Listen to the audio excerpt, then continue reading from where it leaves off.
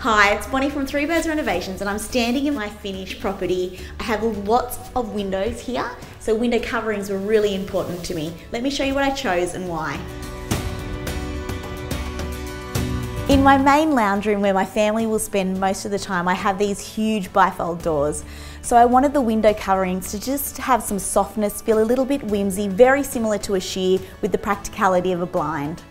I went with the Luminette privacy sheers here because they let in this gorgeous soft glow, but I can close them up for more privacy.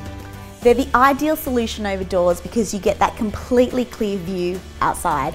I'm always looking for convenient solutions. These blinds are motorised and I can operate them from my phone. They're made from 100% polyester. They come in a huge range of colours and textures. I went with the whimsical white from the Angelica range. I've always loved the silhouette shadings and I chose them for my master bedroom because they're just so versatile. They can be opened for a full view, adjusted for that soft glow or closed for privacy. The poly satin shutters are seriously my favourite.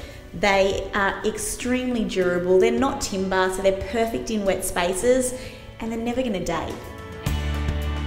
I also put them in all the kids' bedrooms. They're perfect because there aren't any cords. In the media room, I went with the Roman shades with power view. I went for a block-out fabric so we could really block out the light and glare at movie time. I went with the beach style with wide fabric folds because I really felt like it went with that modern coastal barn. So in the boys' playroom, I've gone with a roller blind. I wanted to have that natural light come through, but just cut out some of the glare.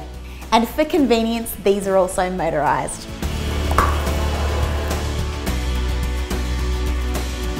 The folding awning was a great way to shade the deck and also the room inside. We sit here a lot and watch the kids play tennis and basketball, so it was a perfect solution for this deck.